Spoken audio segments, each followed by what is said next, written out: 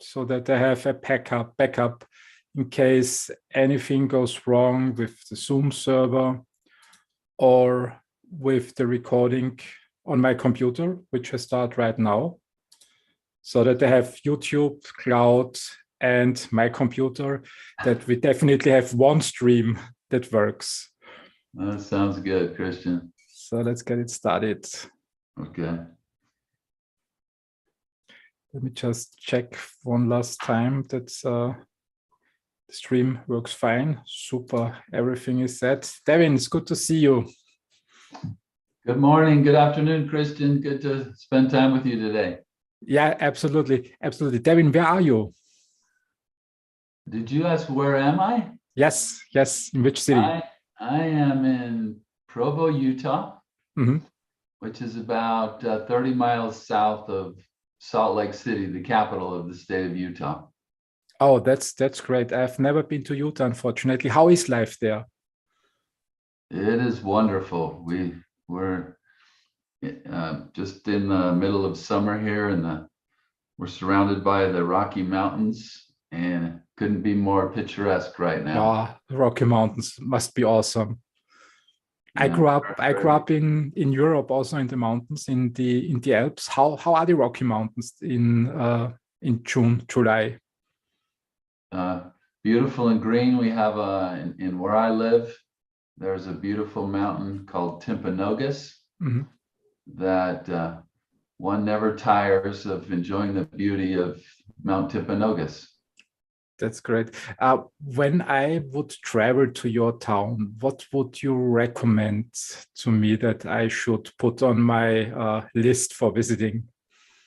Well, be sure in southern Utah to enjoy one of the 7 natural wonders of the world, which is the Grand Canyon. Oh, yeah. And then come north and be sure to take some time to get up on the ski slopes and enjoy the greatest snow on earth, and stop by the temple for the Church of Jesus Christ of Latter-day Saints, and enjoy that piece of history, and learn more about that faith, my faith. Okay, can you give me a little bit more insights in your faith? Yes, we believe in God, the Eternal Father, and His Son, Jesus Christ, and in the Holy Ghost. And we believe that Jesus Christ organized a church when He was here on the earth. And with His passing and the passing of the apostles, His disciples, that church was lost for a time, and a period of apostasy. And later in 1820, that church began several steps towards restoration. And we believe it's a living church today, led by a prophet and apostles, as it was in the days of Jesus Christ. Yeah, I'm a Catholic myself, so it's also Christianity. I guess it's also, so we have from the, let's say, same company, different department. I like that. I think faith and spirituality is a great hook to the content of our podcast, our recording. It's your book that I find very interesting. I have a printout of the title page here. Nice. It's called The Value Delta. And unfortunately, I mean, you have it on my Kindle also, and was reading through the book and the audiobook this morning. Let me ask you the first question, values. What inspired you to write about values? Well, thank you for that question. I think it really started a long time ago, as really in high school, thinking about values, and at that particular time, how do values impact me as an athlete. Basketball was very important to me. Athletics were important to me, and I started thinking about the values of hard work and self-discipline and focus and teamwork, those types of things, and how they might impact me as an athlete. And so that was a very important part of my life for years until I played in the NBA briefly. And I think my values played a key role in allowing me to reach that level. But I wasn't successful as an NBA basketball player. And so as I transitioned into the next phase of life, away from athletics, it was clear to me that the values that I embraced as an athlete could also serve me well in other areas of my life. Certainly in my personal life with my family and friends, close relationships, but also professionally in the different pursuits that I was interested in, that they could help me navigate those as well. You said NBA, you were not successful. I think NBA is the top 0.001% of all basketball players in the world. So it's quite interesting to hear. I was at the NBA, but I was not successful. I think only the most successful players make it to the NBA anyways. Is that the right perception?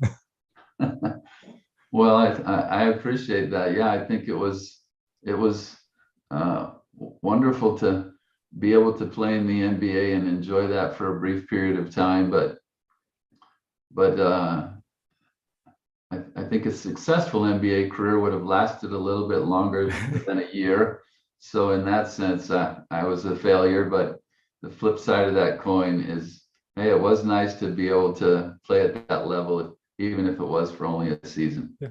What did you decide then to do next when you left the NBA? What was your life after the NBA?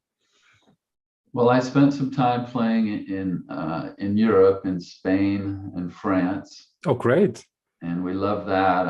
I was a missionary for the Church of Jesus Christ of Latter-day Saints in Spain. Mm-hmm. So, and my wife also studied there. And so when we returned to Spain, that was like going home. So we enjoyed some time playing basketball in Spain. Which cities? Which cities? In Madrid and Barcelona. Ah, awesome. Awesome. Barcelona is lovely. Oh, beautiful cities and wonderful people. And I believe then you also have probably spent some time at the beach in Barcelona. It's this beach that is right in the city. Yes.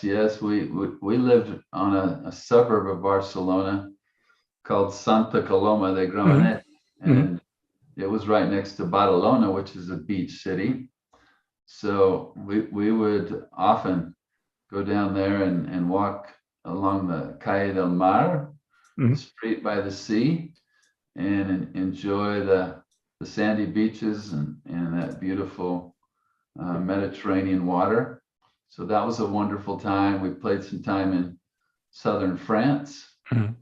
And then I got released from a team there.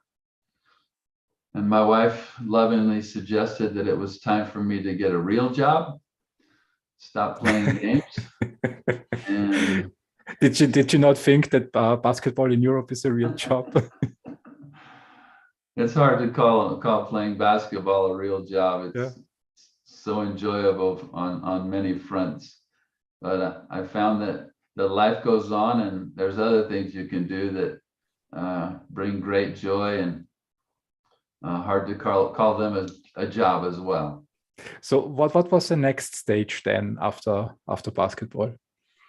I had my hope was always to teach seminary, teach religion, teach young people about faith in Jesus Christ. But as I came to that crossroads, I had other opportunities in business, and decided to take the business path and started working for a company called WordPerfect. Mm-hmm. And they were the leading word processing software in the world at the time. So I spent 4 years at WordPerfect Corporation. Very much enjoyed that. Wonderful company, wonderful people. But then a friend approached me, and he had a business idea. And so I always kind of have had an entrepreneurial spirit, and I saw this an opportunity to leave corporate America, a place that I quite enjoyed, for something that I thought I would enjoy even more. And so this friend and I, a gentleman by the name of Pete Peterson, we started a real estate investment company. And we were partners for 4 years, and then I bought him out, and then started flying on my own. I just, while you were speaking, I just checked your Wikipedia profile. And it states, because you said you were not successful in basketball, so on Wikipedia it states that, sorry, give me a second.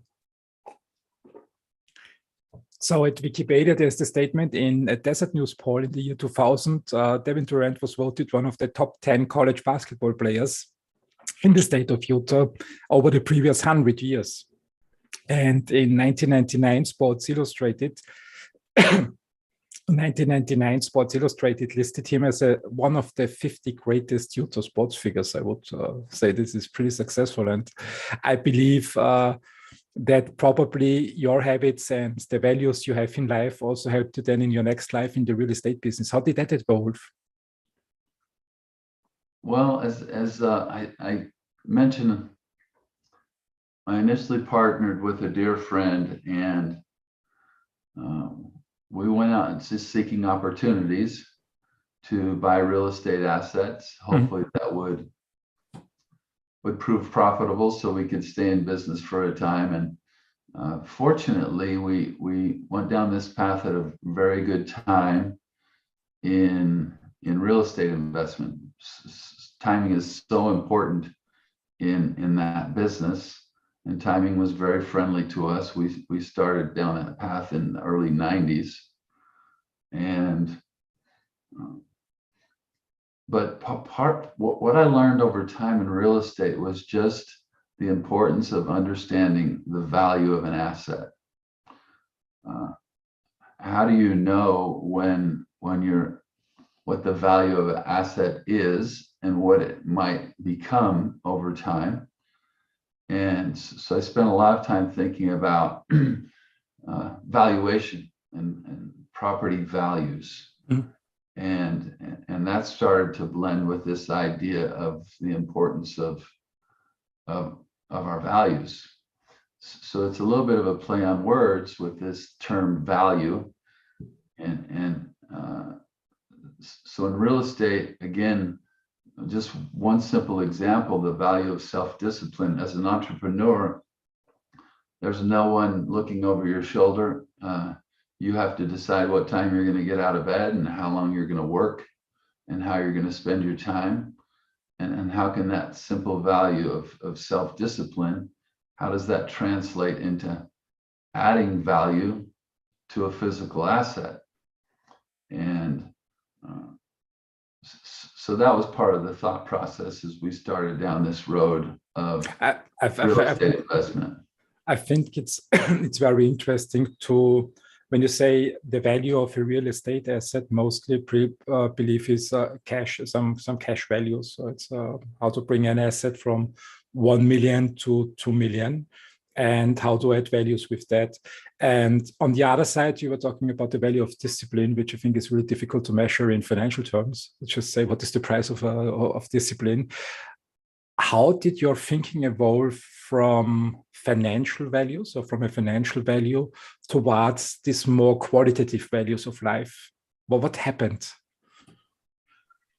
Yeah, that's an excellent question, because one of the things that I do in my book is I provide what's called the Values Delta Report Card, where we attempt to take something that is qualitative in nature and quantify it.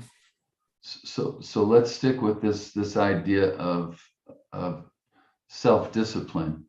So with the report card, I might say, I want to focus more on self-discipline, because if I do that, I know that I'll be able to, it will impact other things of value, and we'll stay with real estate for a minute.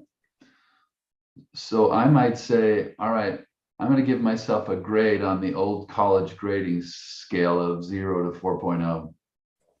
So let's say at this point, I think I can be more self-disciplined. It's something I want to strive to be better at. So today I might give myself a 3.0 grade. And then I say, okay, how is my self-discipline going to impact the value of an asset that I value, say an apartment complex? So for a week or a month, I'm going to be more disciplined. I'm going to get up a little bit earlier. I'm going to get to the job site a little bit earlier. I'm going to spend time on, for simplicity's sake, I'm going to paint the exterior of this apartment building. And to do that, I've got to be disciplined, and I'm going to have to spend some extra time and maybe stay late and, get the subs coordinated better so time is used more efficiently. And so over time, through this discipline process, I'm going to add value to that asset by improving its look and feel. And so over time, I might say, yeah, I think I've improved my self-discipline. I would give myself a grade of 3.5. So with the term delta, meaning change or difference, the delta or the value that I've added is 0.5. That's one quantitative measure. We might also say we have a new appraisal done and someone says, you've added $100,000 in value to this property. So that's quantitative as well. What we can't measure is the feeling that maybe a resident has about living there. As they come back and they have this brand new, freshly painted building, they're more comfortable in that asset. They're happier to see that the building that maybe was a little tattered now looks upgraded. But we can't really measure that customer satisfaction level in a quantitative way. It's much more difficult. So my point is, as we focus on our values and add value to things that are important to us, some things can be measured. Some things we can quantify in different ways, but a lot of things are just qualitative in nature, and increases in value there, while difficult to measure, are also very meaningful. Yeah, that's absolutely right. I couldn't agree more. You mentioned in the last few minutes very often this term value added. When I look around in my environment here in Austria or in Europe, very often people dream of becoming a millionaire. It's like the end goal. You have €1 million or dollar on the bank account. You don't need to work anymore. And when I ask the question, so how do you want to achieve that? There is most of the time no answers because people want to have the outcome, but on the other hand, don't seem to enjoy so much the process. And I think the process is important to add value to something, to make more money at the end of the day. When was the time in your life when you got aware of this concept, value added? When I started working at WordPerfect Corporation, I was a software salesman. So I would visit different software stores and make sure they had our product and they knew how to use our product. And during that time, I was introduced to the term of a value-added reseller. So a value-added reseller would simply take our product and add some additional service or some additional feature. And I thought that was an interesting model, a very simple model using software. And again, how could I become a value-added investor in real estate? In what ways could I add value to a physical asset? And so I spent a lot of time thinking about that over the years. And if I would buy say an apartment building, how could I add value to this? What different ways? How could I improve the property? And that really was part of the genesis of this book, in that if I can add value to a physical asset, in what ways could I add value to people, to a corporate culture? And that's what we present throughout the book, the Values Delta. I think it's very interesting, the title, The Values Delta. When I read about values, I have a few books here. So one of the most recent books is from Gary Vaynerchuk. He calls it leveraging the emotional ingredients necessary for business success. But what he writes about are values like gratitude, self-awareness, optimism, empathy, kindness, tenacity. He spends a lot of work on describing the values. The same thing I see, for example, Ryan Holiday. He's doing a lot of great work in the United States explaining what Stoic philosophy is. And he's also very good in describing the values. And you take it with the title of your book a step further. So you are focusing not so much, if I understood your book right, on describing the values. You focus on the delta in the values. Can you explain the title a little bit more? Yes, thank you. I had a conversation probably 2 or 3 years ago with my oldest son, and he used the term delta. He has a finance background. And so I said, what do you mean delta? And he said, well, delta is the difference between two numbers. Mm. So the numbers 7 and 10, the delta is 3. And I thought, I love that idea. This idea of, it's in its simplest form is simply change or difference. And that's what I'm hoping to introduce to people, is the idea of how a focus on a particular value, how it creates a delta or a change or a difference on things that are important to us. In our personal lives or our professional lives.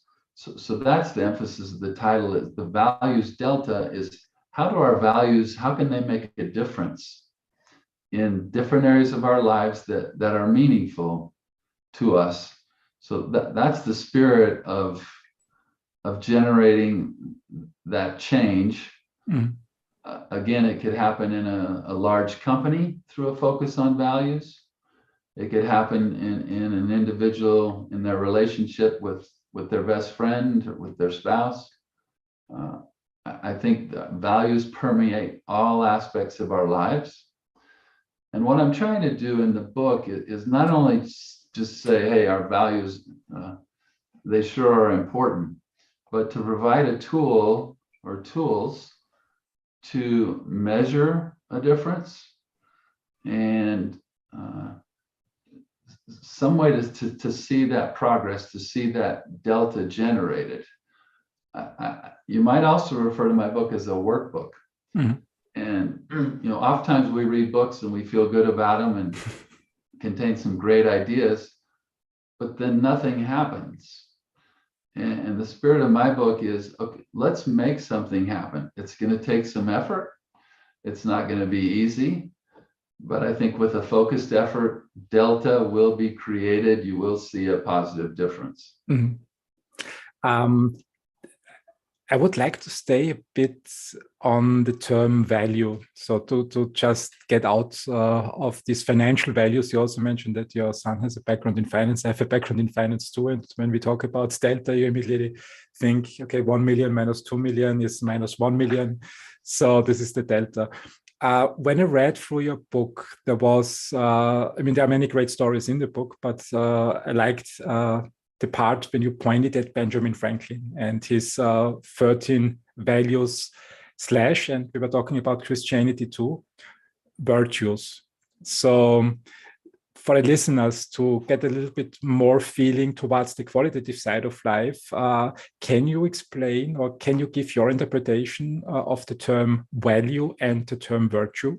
And what's the difference between, or the delta between these two? Yeah, beautiful question. I think if you did a study on the differences between a value and a virtue, you'd probably get 100 different responses. For my purposes, I use them as synonyms. Mm-hmm. I think they're both really positive attributes that we're striving for. We all want to be more virtuous, and by incorporating different virtues into our lives. But the same thing could be said of values. As we embrace different values, how does that impact our character? And Franklin's a great model of that with his book of virtues. And that there's a consistent spirit in what I've written in the Values Delta with Benjamin Franklin's idea of focusing on a virtue for a period of time. I think he would do it for a month at a time. And then the cumulative effect of spending time centered or focused on a particular value, and how that helped him feel progress. And that's certainly consistent with what I'm trying to do. As a matter of fact, his 13th virtue is humility. Mm-hmm. And that's one of my priority values, something that I think is really an attribute always worth striving for. Is it a virtue or is it a value? We could always debate that, but I think is it meaningful and is it helpful? Absolutely. That's why it's one of the priority values that I discuss in my book. I absolutely agree to that. Humility, I think, is great value / virtue to have and to develop in life. I can just imagine when people listening to the podcast that there might be one thought popping up. So why should I worry about values? What's the difference in life? Then let's just stay with humility. What is your opinion on the difference in behavior and thoughts and emotions in people that set a priority on the term humility and people that don't do that? Well, I think one of the questions that I ask my readers is, what do you value? And generally the responses are going to be, well, I value my friends, I value my family, I value my job, I value my any kind of hobby, something that brings them joy. And then the question I ask is, how does your humility impact those things you value? And if you simply, even let's just say our friends, and in our interactions with our friends, if I'm humble in those circumstances, what impact does that have on that relationship? But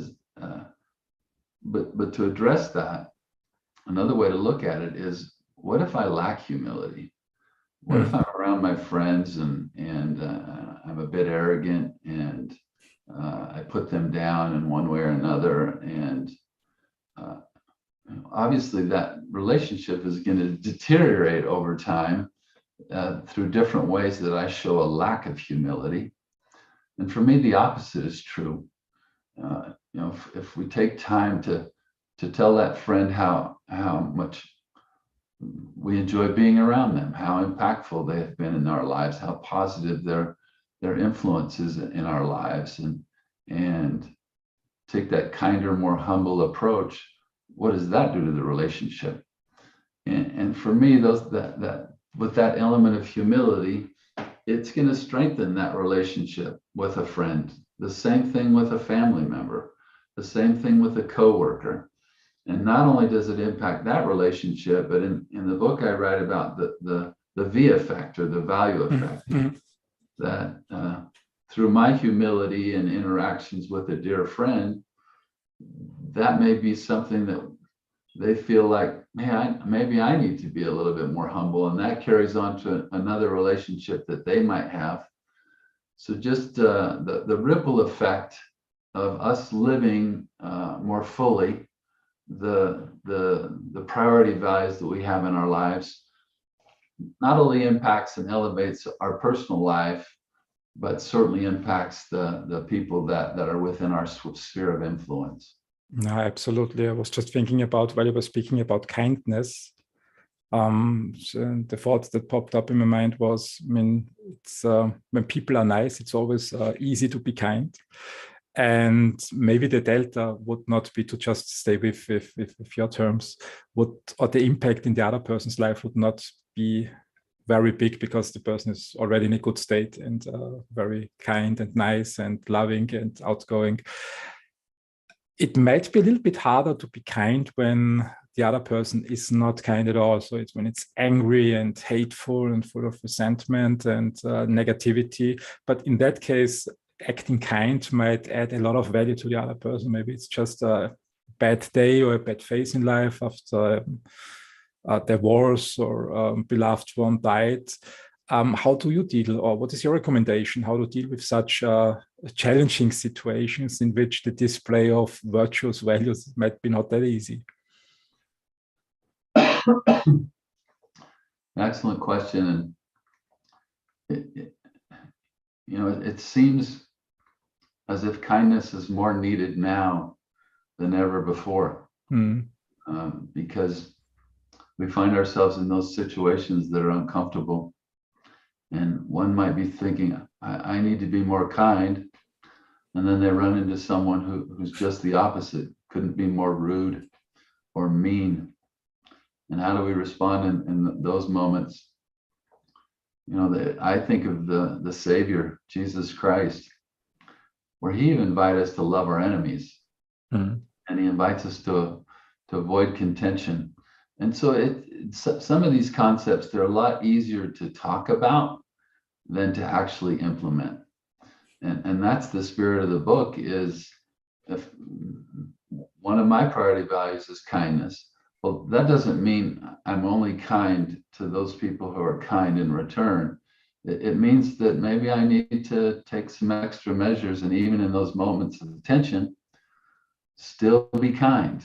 And I think most people over time respond to kindness.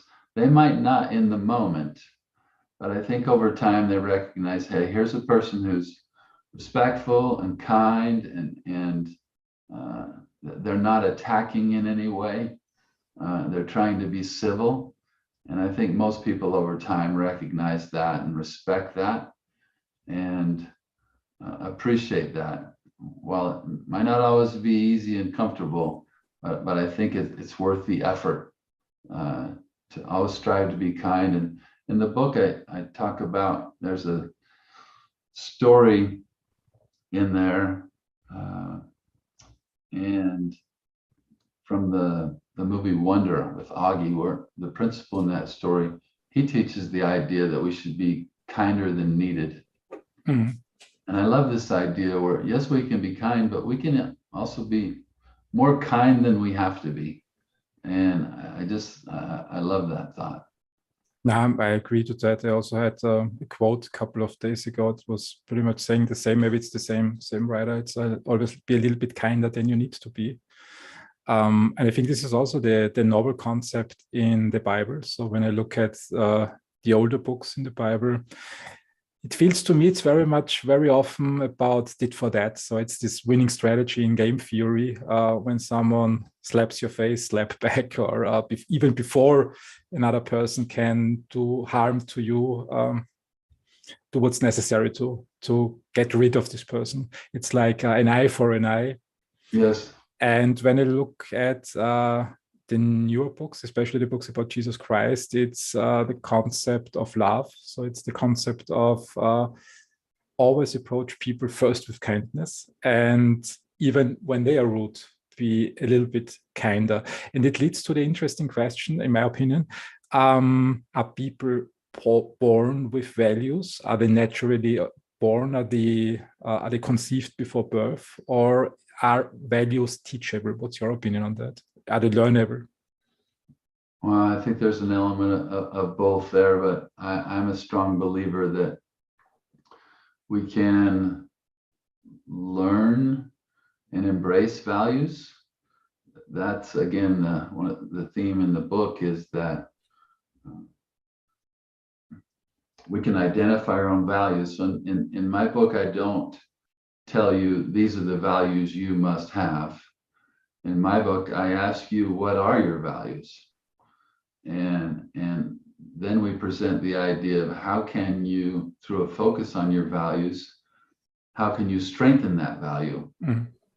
And by so doing, how do you benefit as an individual, and how do those that you interact with benefit, and how might your company or organization benefit?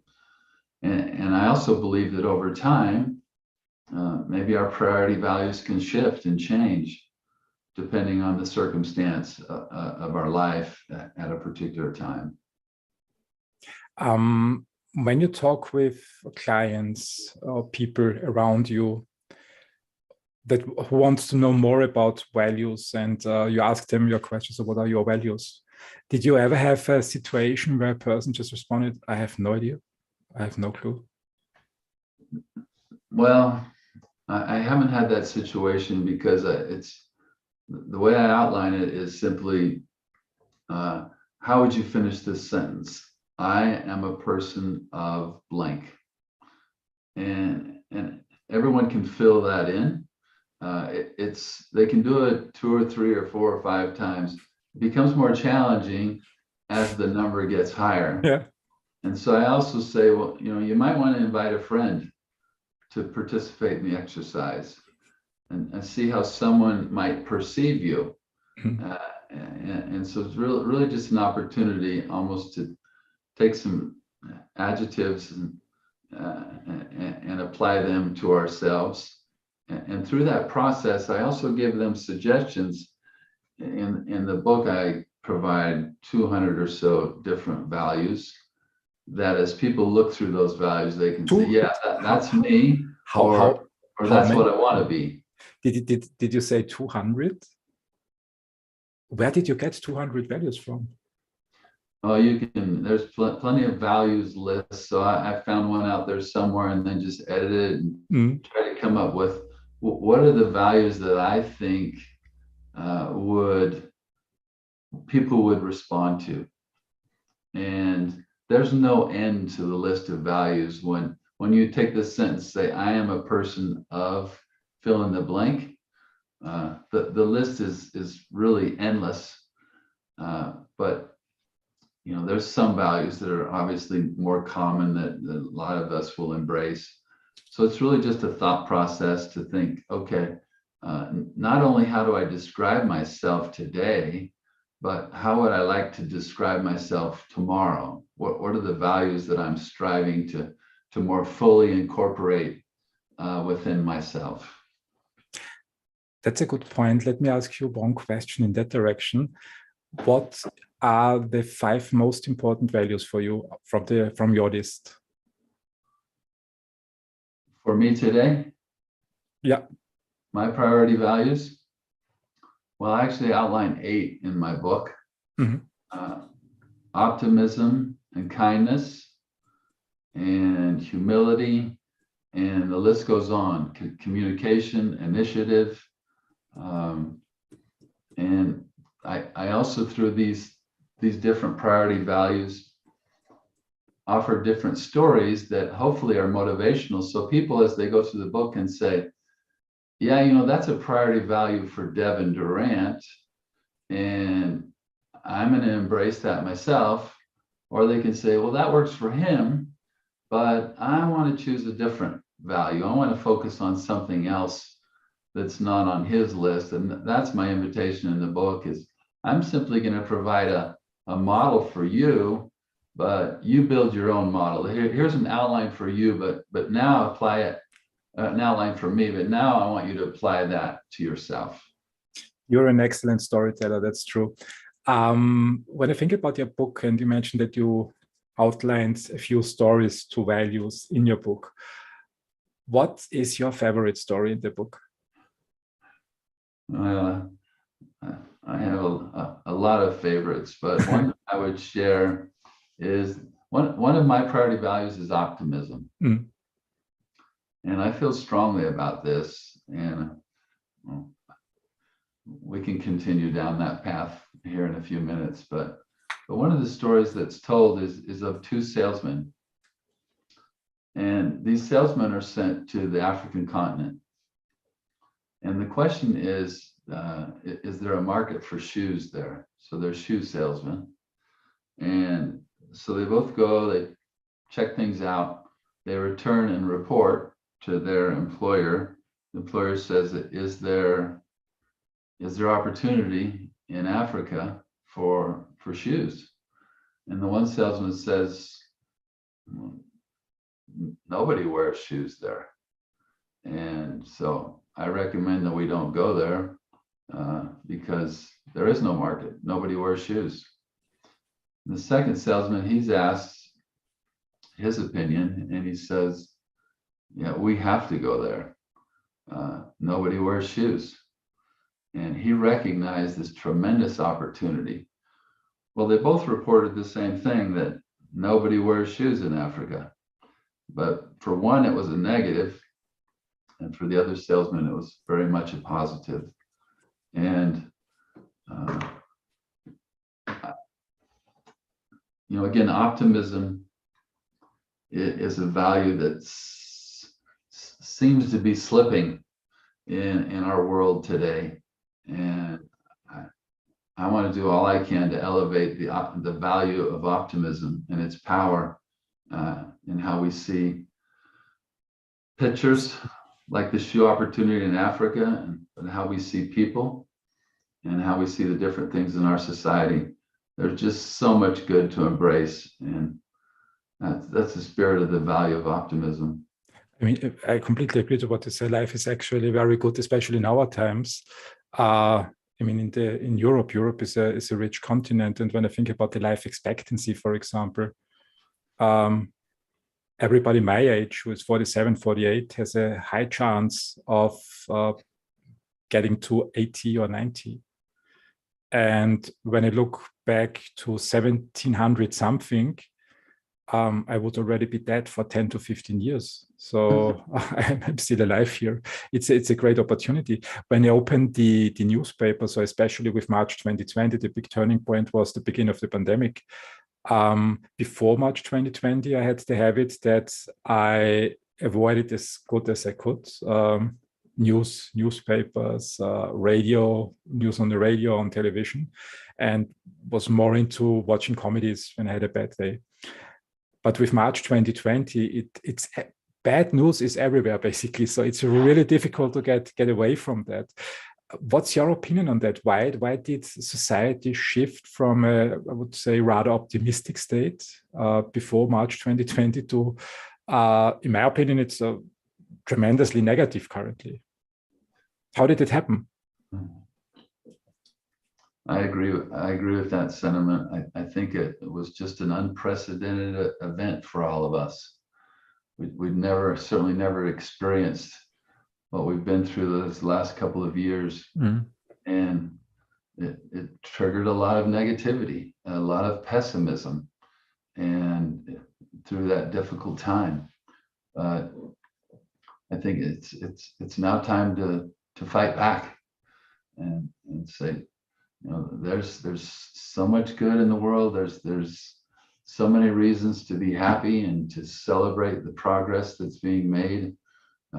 Isn't it remarkable now that the pandemic's in the rearview mirror, and but hopefully that the trend of negativity through whatever resources, whatever means, can be shifted to a trend of positivity and optimism. I mean, when I think back, I was born in 1974, and one of the musicals that I heard quite often in the 80s was Hair. And Hair, the musical, I think it was set at the end of the 60s, beginning of the 70s somewhere. And I enjoyed listening to the music and the songs of this musical because it radiates positivity, in my opinion, a positive spirit, a yes to life in general, and let's have fun, let's live.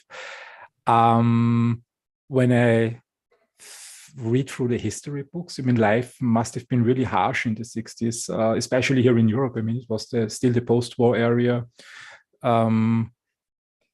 Luxury was not anywhere near today's standards. And what I don't understand, or what I would like to understand better, is really this. In 2 years that we really lost it. So we live in a good time. We live in a great time. It's still stable. The economy is well running, given the situations of the last 2 years. But there is a lot of negativity. What is your recommendation? How do we get back to positivity? How do we get back on a social level, on a societal level, to more positive walk of life? I always try to focus on things that I feel I have some control over. Mm.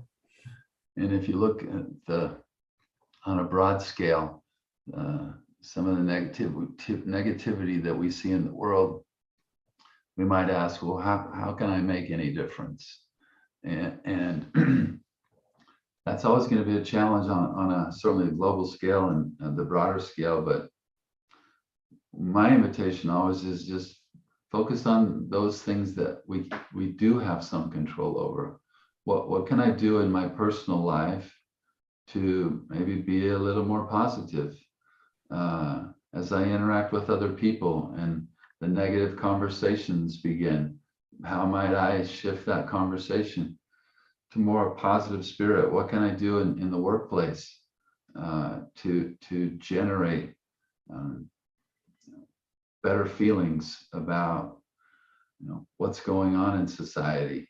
And we all have a sphere of influence, and oftentimes we may not recognize how wide or how broad that is, but I think each of us can impact that sphere of influence in certain ways and truly make a difference. And hopefully over time, that spreads, and this V effect that I've talked about can take place in our lives and through those people that we interact with. But the subtitle of my book is A Small and Simple Way to Make a Positive Difference in Your Personal and Professional Life. And so I think that small differences make a difference. And a lot of small differences over time can become a bigger difference. And so that's the invitation. Create delta, and in small ways, that's okay, because that's achievable and it's something we can all do. Absolutely, I couldn't agree more. Start small. So every time when a person starts something new, it's the best way to start small, with having big goals in mind to make a difference. I mean, in the last 2 years, there are also a lot of positive things in that. I mean, the pandemic helped me to start a podcast, for example. Otherwise, I think I would not have found the time to do that. And with the podcast, I mean, we today have a conversation across the Atlantic Ocean. So you're in a completely different country, time zone, a different continent, and we can have an inspiring conversation thanks to the involvement of the digital tools that we have. I mean, it's really awesome. And sometimes it helps really to find the good in the bad, and not the other way around, to find the evil in the good things that happen in life. Now, and I think that's one of the keys to happiness is finding the good in difficult times. And I love your example with the pandemic. What a terrible time we've experienced, but think of the good things that have come from it, and how can we find those silver linings even in dark clouds? As I look back, I mentioned this before, is as an athlete, I don't remember really learning much from winning, but it always seemed that there was something to be learned when I lost. Failure was a great teacher, and failure can also be crushing, I think, if we respond to it in negative ways. But I think if we embrace our mistakes, we embrace our failures with the idea of what can I learn from this? What did I do wrong? Why did I do it wrong? And what might I be able to change next time so I don't repeat my mistakes? And not just repeat my mistakes, but but become even better as a result of a mistake or failure. And again, just forget the mistakes of the past and press on to greater achievements of the future. That's a line from a poem called Promise Yourself that I include in the book. Let go of those mistakes and use them as building blocks. That's it. That's a great turning point. Don't forget the mistakes, but let go of the resentment in the mistake. So, and look to a prosperous future. In your book, you state that one of the goals is to encourage more conversations about our values. Why do you believe this is necessary? Part of that belief is simply what you and I have talked about, is let's replace some of the negative conversations with positive conversations. And I think if I can talk to my spouse about, let's say the value of communication, how can I improve our communication? How can I improve communication between close friends, between a husband and a wife? Simply through that conversation, I think there's benefit. And from that conversation, that might lead to different actions that are wholesome and fulfilling and uplifting. And I just think the things we think about are manifest through our words and our actions. So if we can elevate our thoughts, that translates again into the things we say, the things we do. And so I think just a conversation about values is healthy on many fronts. And if for nothing else, than to take our thoughts away from some of the challenges or negative events that might be surrounding us. Communication, improvement of communication definitely helps. When I look on social media these days, I think what we lost in the last 2 years is accepting that other people might have a different opinion, and that's okay.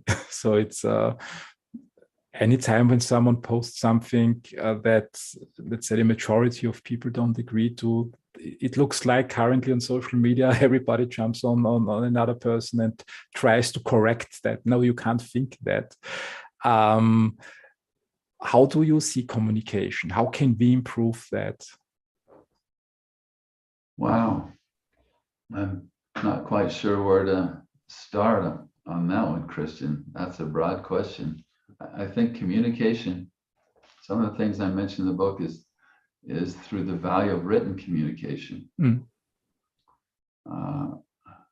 I think we've slipped some in that area, because now we're focused on sound bites more than anything, just short tweets.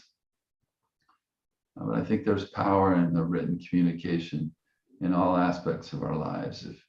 If just think of a powerful love letter between two people, that can become a treasure. But often we express our love through a short email or some other brief communication.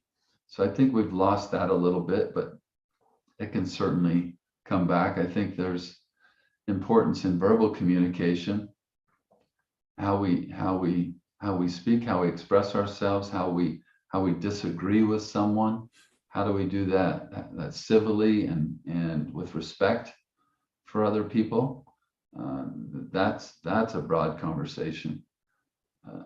I think that's something that, for me, I'm always striving to be able to communicate more clearly. And I find I still struggle on that front. I offended a friend recently because of a poor communication. And I recognize this is ongoing, and I'll always be working to communicate more effectively and more clearly, and through verbal expressions, through the written word, however that might be, I think that's an area of great importance for me. I agree. The Gary Vaynerchuk in his book, he calls it kind candor. And I think it becomes interesting when you combine what you said, kindness with communication.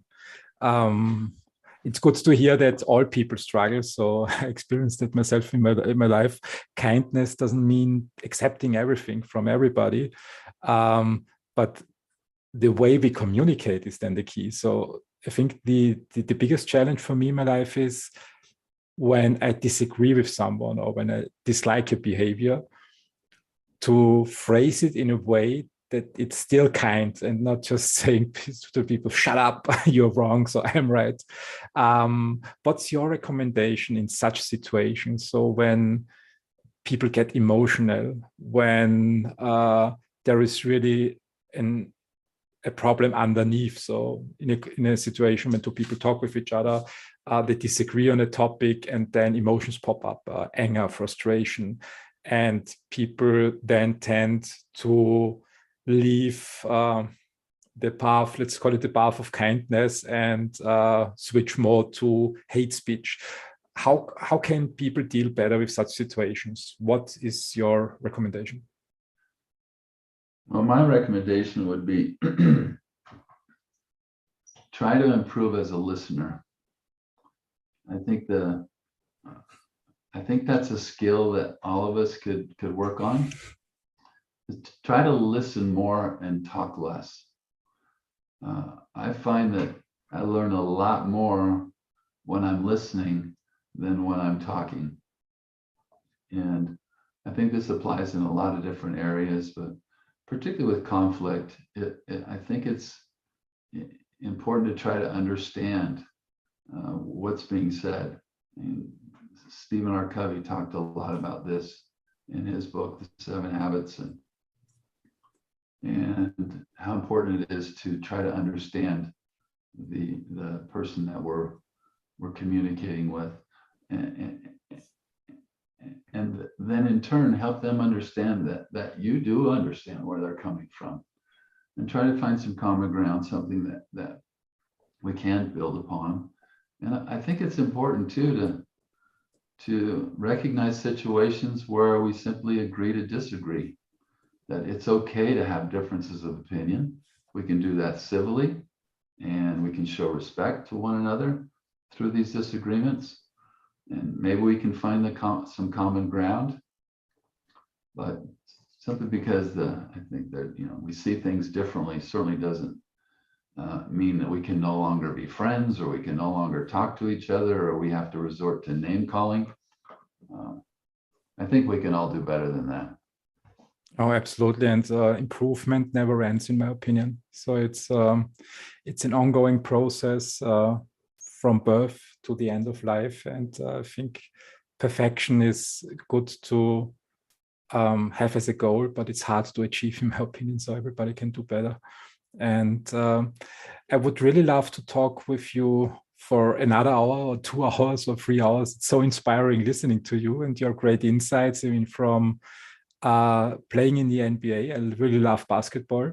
Your stories about Europe, the cities you visited and lived in with your wife, to real estate. I mean, there are so many opportunities to ask questions, to hook in, and we could go down so many roads. Unfortunately, time is scarce. I have another appointment that I should not miss after the recording. Let me ask you 2 final questions. One is, did we miss anything in this podcast that you would like to address at the end? Is there an important question open that you want to cover? I don't think so, Christian. I think you've done a wonderful job today, and I appreciate the thoughtful questions that you've asked today, and given me an opportunity to share my thoughts. And obviously I feel strongly about the things I've written in my book, and it's always nice to have a listening ear, and hopefully we've offered something to your listeners today that will be meaningful for them. No, absolutely. Your book is great. And I think it's much needed in these days, especially after the pandemic, when we have to work on finding each other again and having more mindful and respectful communications. Where can people get your book? How can they find your book and reach out to you? Yeah, I invite them to come to my website, which is thevaluesdelta.com. They can find me there, and there's links there to different social media forums that I'm involved with. And if they'll come, there's two things there. They can download some tools that are included in the book there. And there's also a link to a video. It's a short story that my father wrote. And we've animated it now, and it's about 13 minutes in length. It's entitled "No Tracks: The Value of Quiet Service," and it has a Christmas theme, and it brings some tissue. If you watch the video, you might bring a tear to your eye. But it's one of the favorite stories that my father's written, and it teaches a powerful lesson about the value of service. And so if you come to my website, come check it out, and you can certainly find links there to buy the Values Delta. But I just hope you come and you'll have an uplifting experience enjoying this short video. I will post the links to your website in the description to the podcast so that we make sure that people can find you. I'm confident that some people in the audience will find your stories, your book inspiring, and might reach out to you. Devin, thank you very much for sharing your life story and sharing insights into your book, The Values Delta. I hope we can have a follow-up in a couple of months and do another podcast together. That would be wonderful, Christian. Thank you so much for your time, and thanks to all your listeners. Super. Have a great day. Bye. Bye-bye.